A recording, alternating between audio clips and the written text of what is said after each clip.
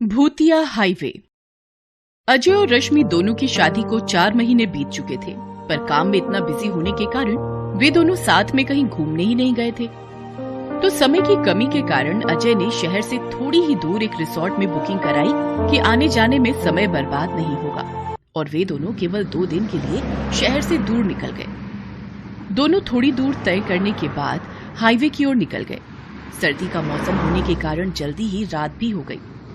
Highway पर ज्यादा गाड़ियां न होने के कारण अजय ने गाड़ी की स्पीड बढ़ा ली और कुछ ही देर बाद गाड़ी की रफ्तार उस हाईवे पर अचानक से धीमी कर गई और कुछ देर बाद गाड़ी बंद हो गई। तभी रश्मि बोलती है, अरे अब इस गाड़ी को क्या हुआ, ये क्यों बंद हो गई? अजय ने गाड़ी का दरवाजा खोलते हुए कहा, घबराओ नहीं, मैं अभी देखता हूँ। साथ ही उसकी पत्नी भी गाड़ी से बाहर आ गई। गाड़ी का कार्बोनेटर बंद होने के कारण गाड़ी बंद हो गई है, अजय ने कहा और गाड़ी की डिक्की से पानी का गैलन लेने चला गया। तभी एक हॉर्न की आवाज आई, लेकिन सोचने वाली बात थी कि दोनों ही गाड़ी से बाहर थे, तो ये हॉर्न की आवाज कहां से आई? गाड़ी खराब है, इसलिए इस पर ज्यादा ध्यान देते हुए उन दोनों ने हॉर्न की आवाज पर ज्यादा ध्यान देना जरूरी नहीं समझा और अजय ने कार्बोनेटर पर पानी डाला और फिर दोनों गाड़ी में आकर बैठ गए। अजय अब गाड़ी स्टार्ट ही करने वाला था कि तभी कोई गाड़ी के शीशे पर नॉक करता है।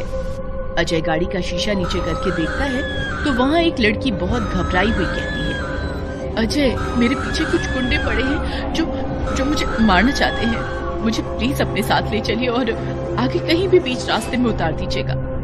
अजय और रश्मि ने उसे लिफ्ट तो दे दी, पर करीब 5 ही मिनट बीते होंगे कि रश्मि के दिमाग में एक सवाल उठा कि इस लड़की से तो हम अभी मिले हैं, तो ये अजय का नाम कैसे जानती है? और ये सोचकर वो घबरा गई। तभी उसने पीछे पलट कर देखा तो उसे अपनी आंखों पर यकीन नहीं हुआ, क्योंकि थोड़ी देर पहले उन्होंने जिसे अपनी गाड़ी में लिफ्ट दी थी वह लड़की वहाँ नहीं थी। डरते हुए जोर से रश्मि ने अजय से गाड़ी रोकने के लिए कहा, रोको, गाड़ी रोको। और तभी अचानक एक आवाज सुनाई दी, गाड़ी रोकी तो अच्छा नहीं होगा।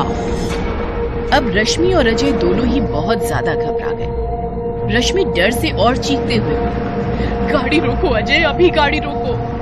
अजय ने जैसे ही गाड़ी रोकी फिर एक बार वही भयानक आवाज आई, गाड़ी रोककर तुमने अच्छा नहीं करा।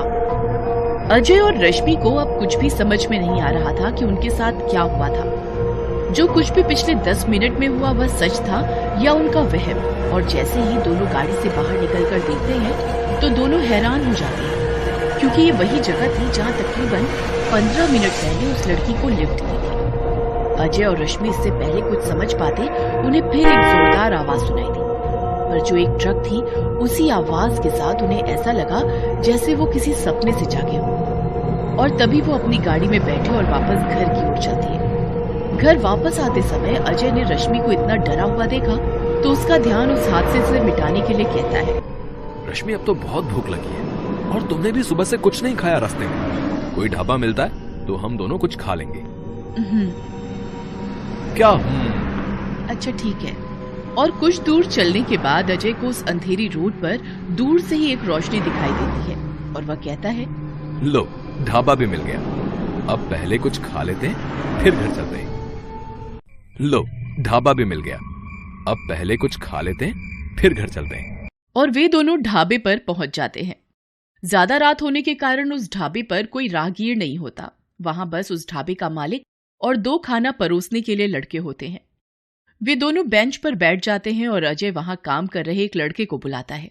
वह उसे खाने का ऑर्डर देता है और फिर वे दोनों वहीं बैठकर खाने का वेट करते हैं।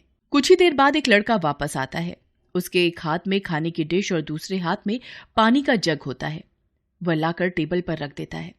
तभी अजय और रश्मि को बहुत जोर जोर से उनकी गाड़ी के हॉर्न की आवाज सुनाई देती है और वे एक बार फिर से डर जाते हैं और घबराकर जैसे ही दोनों खड़े होते हैं तो देखते हैं कि वहां खाना परोसने वाला लड़का एक भयंकर चुड़ैल का रूप ले लेता है। यह देखकर वे दोनों भागते हुए अपनी गाड़ी की ओर जाते हैं और गाड़ी में बैठकर तुरंत वहां से निकलते हैं। अजय पूरी रफ्तार से गाड़ी चलाता है और दोनों घर पहुंच जाते हैं। घर पहुंचकर दोनों सो जाते हैं। कुछ ही देर बाद दोनों गहरी नींद में सो जाते हैं। तभी अचानक रसोई घर से कुछ बर्तन गिरने की आवाज आई और तभी रश्मि की आंख खुल गई। वह मोमबत्ती लेकर रसोई की ओर गई और वहां पहुंचकर उसने देखा कि सारे बर्तन जमीन पर बिखरे हुए थे। मोमबत्ती की रोशनी में जैसे ही वह बर्तन उठाने के लिए झुकी तो उसे ऐसा प्रतीत हुआ मानो पीछे से उसे किसी ने छुआ है।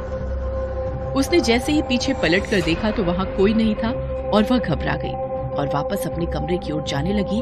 तभी उसने देखा कि ड्राइंग रूम की लाइट जली है, फिर तभी बंद हो गई। यह देखकर उसको प्रतीत हुआ कि शायद लाइट आकर फिर से अचानक चली गई और इस बात पर ज्यादा ध्यान न देते हुए कमरे में सोने चली गई। थोड़ी देर बाद वो गहरी नींद में सो गई। तकरीबन 10:15 बाद रश्मि अचानक चीखती हुई उठी, जिसे सुनकर अजय भी नींद से उठ गया। क्या हुआ रश्मि, यूं अचानक से ऐसे क्यों उठी तुम? रश्मि का तो मानो पूरा शरीर कांप रहा था और उसका चेहरा पसीने से पूरा भीगा हुआ। उसे देखते ही लग रहा था कि वो कितना ज्यादा डरी हुई है। वह औरत! कौन सी औरत? किसकी बात कर रही हो तुम? रश्मि डरते हुए बोली। वह यहाँ मेरे ऊपर बैठी थी। उसकी लाल बड़ी आंखें बिल्कुल मेरी आंखों के करीब थी और उसके लंबे खुले बाल हवा में उड़ रहे थे। वह मुझे देखकर मुस्कुरा रही थी और कह रही थी, कहा था ना गाड़ी मत रोकना। अजय रश्मि को समझाता है पर रश्मि बहुत डरी हुई होती है। अजय फिर रश्मि से बोलता है, ठीक है, मैं कल सुबह होते ही फादर के पास जाऊंगा। अगले दिन सुबह अजय फादर से मिलने के लिए जाता है। वहाँ जाकर फादर को पूरी बात बताता है। फादर अजय से बोलते हैं, ठीक है, मैं कल आता हूँ तुम्हारे घर। अगले दिन फादर अजय के घर आते हैं और चारों तरफ पवित्र जल डालते हैं और साथ साथ मंत्र बोलते हैं। अचानक सामने पड़ी हुई चेयर जोर जोर से हिलने लगती है और लाइटिंग जलने बुझने लगती है। फादर अपनी शक्तियों से देखते हैं कि चेयर पर बैठी हुई है। फादर उसके पास जाकर पूछते हैं, कौन है तू और कहाँ से आई है? चला जा यहाँ से वरना तू भी मारा जाएगा। फादर उसके ऊपर पवित्र जल फेंकते हैं और चुड़ैल जोर से चिल्लाने लगती है। फिर फादर पूछते हैं, अब बता कौन है तू और इनके पीछे क्यों पड़ी हुई है?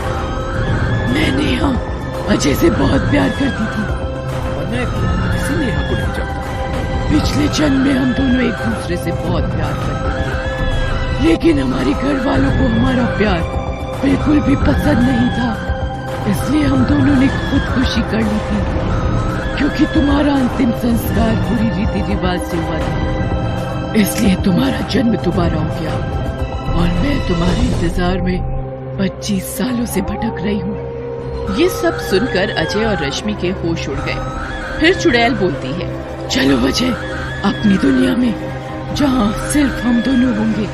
नहीं, मैं नहीं आऊंगा और मैं सिर्फ रश्मि से प्यार करता हूँ और उसके साथ ही रहूंगा। ये सुनकर चुड़ैल जोर जोर से चिल्लाने लगती है और इधर उधर घूमने लगती है। चुड़ैल दोबारा बोलती है, नहीं, तुम सिर्फ मेरे हो। चुड़ैल गुर्राते हुए अजय की तरफ अटैक करने लगती है। तभी फादर उसके ऊपर पवित्र जल डालते हैं और मंत्र बोलने लगते हैं। In the name of God, God will save you. In the name of God, God will save you. इससे चुड़ैल की शक्तियाँ कम होने लगती हैं। तभी फादर चुड़ैल की आत्मा को कांच के बॉक्स में बंद करके अपने साथ ले जाते हैं।